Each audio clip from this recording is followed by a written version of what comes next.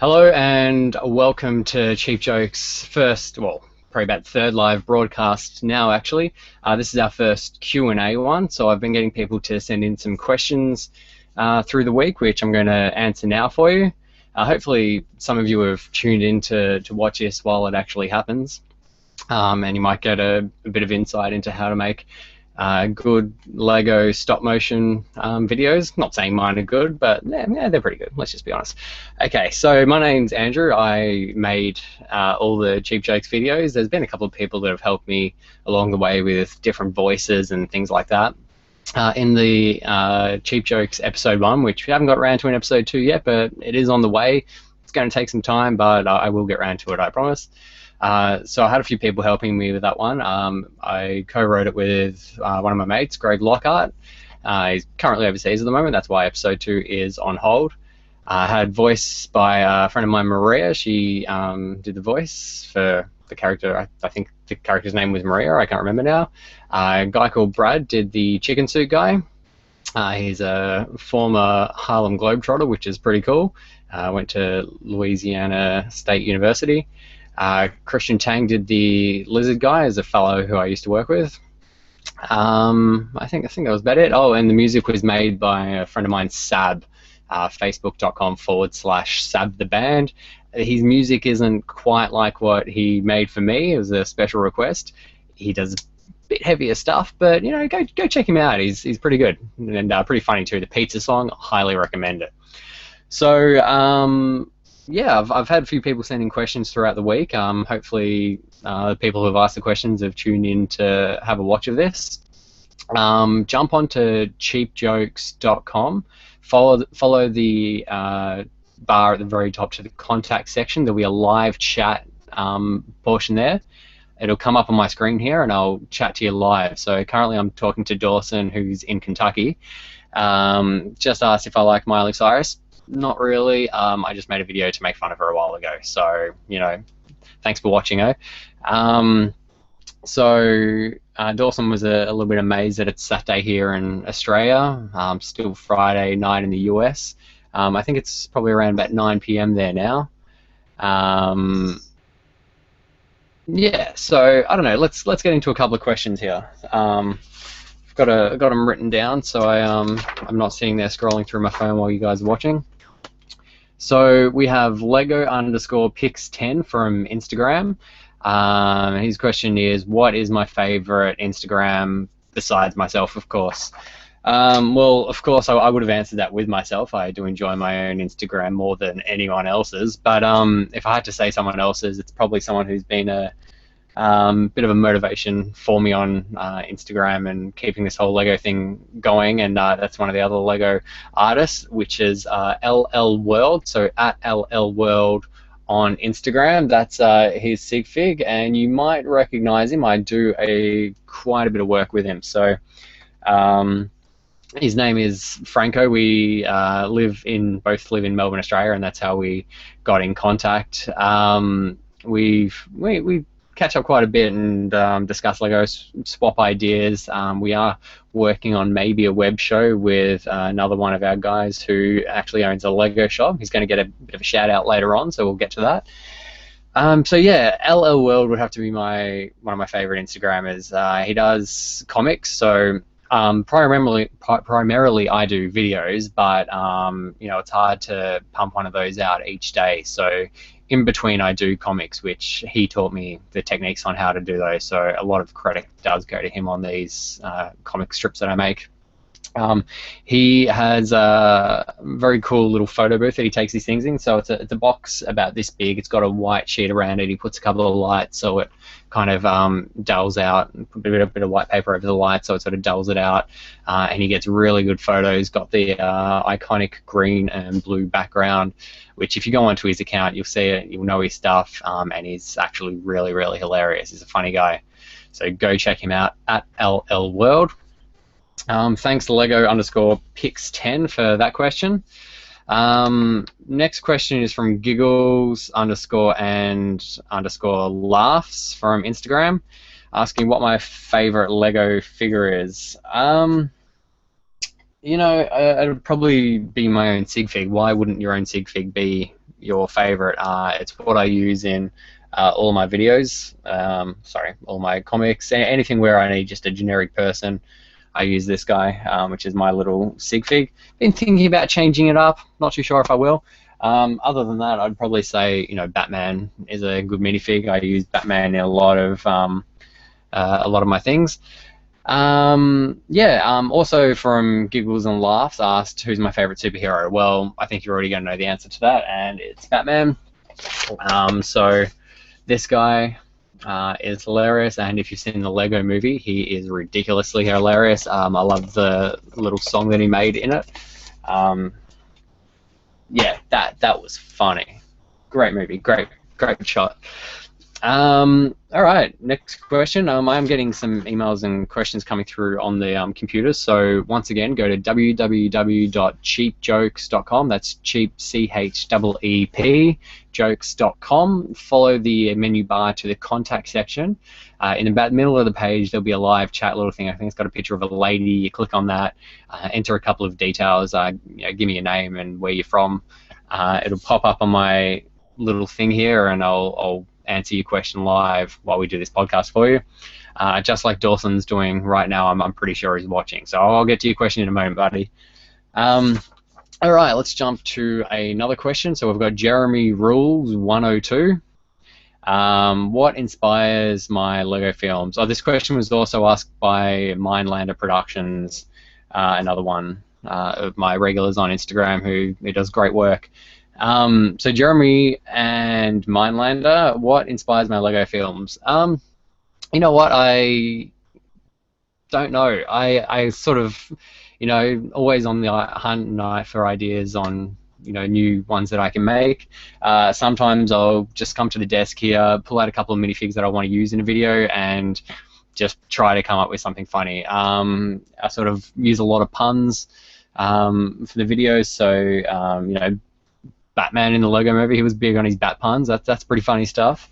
Let me think what videos I've done that I could give you an example of. So we had a couple of Itchy and Scratchies lately. So Itchy the mouse, Scratchy the cat, Catwoman. So I'm like, oh, okay, so Scratchy could fall in love with Catwoman. He tries to impress her, but it all turns out that Itchy actually put this Catwoman robot there, who blows up once Scratchy starts to get along with her. So, I'll just pick a couple of figures that I want to make a film with, start thinking about ideas, and go with whatever I think might work. That's basically that simple. One's with, let's say, the episode that I made, the 5-minute episode. That was a bit more thought put into that. So there was a bit of a script, a bit of a story. There was a lot of voices involved, so that took a lot of work, that one, as opposed to just coming in here, taking a few photos. If you watch some of the other live broadcasts, I think there's about a 1-hour one where I came in and shot that Itchy and Scratchy one. And that's about the time frame that it takes, and then I'll edit afterwards. So I didn't use any voices or anything for that one, but I found some backing music that suited the situation. Chucked in sound effects like walking on the gravel, things where he put the bomb, we had the explosion, little tinkering with the robot thing, things like that. So it's a whole process, which I'll get into a bit deeper later on. Next question is from Max_1369 on Instagram. How do you get all your minifigures? I get them the same way as everyone else. So I buy sets. So for example, in the studio here, I have a couple that I haven't built yet. So fresh in box, I've got a bunch of the Lego movie sets, which I get them primarily for the minifigures, but some of the actual builds are pretty handy to use. So I've got a pile there that are ready to build that I'll get around to when I need them for a video. I keep them in the boxes until I need them. It's just easier. I've also got a bunch up here that I have already built. Not to reach in front of the camera. And they're not very well stored either. So I've got this, which you might remember from, I had a 2-parter Batman video, which was inspired by the old Adam West and Burt Ward Batman from 1966. So I wanted to do sort of an old-fashioned Batman video in that sort of style. And if you remember those old Batman, that old Batman TV show, they would always have a little bit at the end where it was to be continued, where he would have to, Batman and Robin would be tied up and in a tricky situation, and you have to wait till the next week to see what happens. So I wanted to do a to be continued. Now, because I do Instagram videos, you've only got 15 seconds, so the to be continued, it goes for about 15 seconds, keeps you on the edge, and then I uploaded the next one next week. I kind of think it annoyed a lot of people because they had to wait so long for such a basic ending, but that's how the old Batman films work, so that's what I went with. Okay, so where do I get all my minifigs? I get them from a box, just like everyone else. I do have a couple of main shops that I buy them from, one being Maya, which is a department store here in Australia. They have a lot of good sales, so I go in there and stock up when I have a chance. I get a Lego shop online, so I get them shipped to one of my friends in America, and I'll have to say hi to Jeffrey, who works at the Lego shop in Aventura, Florida, for looking after my friend when I send him in there to do some shopping for me. So thank you, Jeffrey. Otherwise, there's another shop in Victoria. It's called I'm Rick James Bricks. Check this guy out on Instagram, on Facebook. He's got a website, I'm Rick James Bricks. He has his own Lego stories. One of the best Lego suppliers in Australia. He hooked me up with all the Simpsons minifigs in a complete set, so I didn't have to go feeling each bag trying to get the whole collection. So that was really cool. I'd say go check out this guy if you're ever down Pakenham way, which is sort of a bit south in Victoria. Go pop into his shop. It's a fair ways away if you're not in the area, but he's a really cool guy. He knows his stuff, and it's a great store. So I'm rickjamesbricks.com, I believe it is. Next question, Manic 4 Bricks. So what programs do I use for animation? So I'm assuming you're talking about what do I use to edit. So if you've watched the other live videos that I've done where I've actually shot, so let's go from the beginning. So it's all shot here on this desk. This is the CheepJokes set. It's not huge, but when you're filming, you probably only need that much room. It's a nice tight shot, and you get your focus right, and everything that happens is in this tiny little area. So you don't need a lot of room to make these things. I use this camera, which is a digital compact, I believe they're called. This is a Lumix FZ150. It's got a lot of manual features, so you can do your manual focus, which means I can get in really tight on the characters and get a sharp picture. All the other manual settings like shutter speed, aperture, all the rest of it. You have to understand photography to probably know what I'm talking about. I don't understand most of it, but I've got the settings perfect how I like them now, so I make it work. So I take the photos on that one still at a time. I've also got a little remote that goes into it, so I don't have to press the button on the camera, which means it's going to be moving around. I can just press the little remote, camera stays still, it's going to keep the frame perfect. From that, I take the memory stick out, chuck it in the computer here, and I use Final Cut Pro X on Mac. I'm not too sure what Windows programs are available. I'd say have a bit of a Google. Go on to, I think there's a website called Brick Films. There's a little community there, a little forum where you can chat to other people and see what they use to maybe use on Windows to make theirs. But yeah, I use Final Cut Pro. It does cost a bit of money, but to get a good quality of brick film, you've got to use the best. So prior to that, I did use iMovie, which you can only have the frame rate wasn't as quick what you could get, and that's why you see in the Batman videos that I've been putting up on Instagram lately, they're a bit slower, a bit more jerky, not as smooth. And then I think it was about after that movie that I upgraded and got a lot more smoother animation. So I highly recommend that. With that Final Cut program, you get a lot of sound effects as Foley effects, so footsteps, backing music, and I use all those to give my videos a bit more strength. So yeah, you can get a few sound effects for free off different websites, but if you're going to have anything good, you're going to have to pay for it, I guess. Next question, which I know this is Dawson again. He's got the Instagram about CheepJokes too, which is a fan page for mine, which is great. How do I get a good set for my Lego film? So it really depends. You know, I use this one majority of the time. So this is my little CheepJokes comedy set. So that's obviously quite familiar to you. This was originally from the Lego, was it 50th or 75th anniversary set? So it was originally this color blue, um, and I've converted it into a bit more of an Oriental theme to go with the CheepJokes Comedy Club backstory, which used to be a karaoke venue, which shut down, and then they bought it out and made it into a little comedy club. So that's why it's got the Oriental theme with it. I have rejigged it a little bit to suit my needs, and it's a little bit dusty.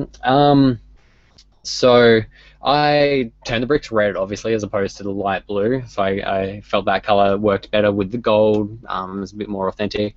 There was one of the Ninjago sets. I got these windows which have the little dragon in the window. I had to buy some spare parts off eBay for the little chickens, and some spare red bricks as well I had to use for that. The banner here, I just got some photos printed, so I measured the size of what I required to fit this section perfectly, made up the little sign on the computer, went to the instant Photoshop to get them printed on matte, so not the gloss, otherwise it'd be too reflective on the camera, so I had gloss printing on that, and just blue tacked them on, just stuck them on nice and easy. And, you know, it seems to work. So that's the set I've got. I also did a bit of wiring on it, so I wouldn't recommend this without some parents' help, or if you're comfortable with soldering and putting some wires together. It's got some lights in there, so you can see those lights turning on and off. Pretty neato. So I've got that all wired up through the back here, and that goes down and through behind the wall. I don't need this wall here, but it stops light coming in the back. So that's why I've done that. So yeah, that's what to use a good set. You know, just go with whatever you want to use. So I recommend going iconic. So I learnt this from LLWorld that I mentioned earlier, who does the comics. He's got his blue and green set that he uses for, you know, every comic that he does. It's quite iconic. You see that, you know it's him. I chose to go with the little comedy theatre here. So, you know, build your own, get creative, take a set that's already built. You can follow those instructions exactly, and maybe just use a different color. So if you've got the bricks available, use a set that already exists, like the fire station, the town hall, make it a different color. You know, you make it your own, and make it iconic. Otherwise, I just use the pet shop, the grocery store, things like that for backgrounds as well, just to mix it up a bit. They've got good color, they look nice on camera. So just mix it up, use some different things. So that's it from the Instagram questions. So thank you to everyone there. I think Dawson, I don't know, it's what, your 10th mention now. I've already answered your question here on the chat. So there you go. Thank you for that. And I have had a couple of emails come through while I've been talking. So let's have a look at these and see if they're if I've answered them already, or if it's maybe just people trying to find the website. I know it's kind of hard. You have to hand type it in off Instagram. It's case sensitive, which is interesting. So let's see what we've got here. I've got a question. This is another one of my regulars on Instagram, a guy called That One Lego Guy from Instagram. His question is, when did you start collecting Lego? So obviously I'm a bit older than most of the people who look at my videos. I started when I was a kid, just like everyone else. Lego was a lot different back then, a lot more basic. You didn't have the theme sets like Batman and Superman. It was mostly just city sets. So I started back then, got into it again probably 7 years ago, bought a few city sets, a couple of the theme sets, had to go back and find some of the old Batman ones. And then once I started making the videos almost a year ago, it really fired up again, and I started buying things specifically to make videos with. So to answer your question, it's been a while. I've been buying Lego for as long as I can remember, really. Playing with it. I remember on cold winter days, you'd put the sheet on the floor, empty the bucket of Lego, and you'd be building all day. So, it's just like everyone else, really. Another question here. What was my first Lego set? This is from that Lego guy as well. That one Lego guy. My first Lego set. I can't remember. I know I inherited a lot of Lego from my dad and his collection from when he was young, which was more the basic 4x4 or 4x2 bricks. I remember getting the little race cars from, I'd say they were late 90s, late 80s, early 90s maybe, more early 90s, let's hope. And they were just like a little tiny race car build. We had the number 1 on the front, had the race car driver. I remember those were one of my first few sets. And then one of my favorites was the Lego Spaceman guy, which, I've got the instructions right here for it. So I actually dug out some old Lego a while back on Easter. So that was one of the sets that I remember being one of my favorites. So back in the day, if you remember that and you've still got it, send me a picture of it. I'd love to see it. That's a great set and it's a great series, the old space ones. All right, we've got another question here. This is from Oliver, so another one of my followers on Instagram. Oliver, I can't remember your Instagram name off the top of my head, but I know who you are. How do you choose your minifigures you customize yourself? So I'm going to assume that you're talking about my sig fig here, or other ones that I might use for the videos. These really just come from whatever I need the characters to be doing or looking like. So, it depends on their age, what their character is. So let's say for the episode, for example, the girl working behind the bar, Maria, I just wanted her to look like a normal bartender girl, so she had her hair tied up. I have a few different faces for her, actually. So, whoop. So this is where I keep all the Lego episode characters. As you can see, I've got a sort of selection of different heads that I use for different expressions. So choosing hers, she worked behind a bar, so I figured, maybe a singlet top, so she's got her arms out there, and just a basic top and black pants. So normal workwear, hair tied up, she's busy at work. So you sort of follow what you need the character to be doing to design their clothes. It's the same when they actually make TVs and movies and things like that. A lot of the characters' attitude and personalities comes from their clothes, so you got to think about that when you're making it. With my personal sig fig, I've got a grey jumper that I wear quite a bit just when I'm lazing around and doing this sort of stuff. So that's why I picked this minifig jumper with the pants, and I think a lot of people actually use this hair. It's probably not as close to my hair as you might have thought. I think this is the first time I've shown my face on any of my social media. But yeah, that's how I come up with them. Lego LLWorld, he recently changed his attire, so his character, used to have a bow tie, looked pretty dapper, and now he's gone for a bit of a shirt and tie sort of look, which, he kind of dresses like that sometimes, so I know he does for work. So that's what he goes with. Another question from Oliver. Is there a place where you can get minifigure parts to make your own from? You know what? I don't know. I've bought all my spare parts on eBay. It's the most convenient way to go. There's a lot of people who buy in bulk, I guess, and break up the sets and sell them off individually. There are a few Lego trading websites. You know what? I can't remember the name of it now. There's I don't have it saved in my favorites. It could be Brick Picker or something like that. So yeah, there's lots of places you can get it, mostly online shopping. I know Amani Bricks does have a few buckets where you can build your own minifig, just like at Legoland if you've been there and know what I'm talking about.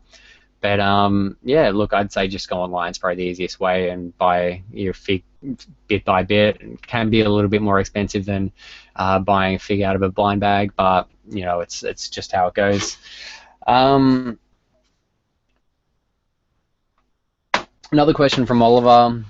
Can people visit your studio? Unfortunately not. Look, it's not really a studio. It's a tiny little spare room in our tiny little apartment here in Melbourne. So no visits, I'm sorry, but myself and LLWorld do a couple of Lego, I don't know if they're called conventions or, you know, exhibitions probably.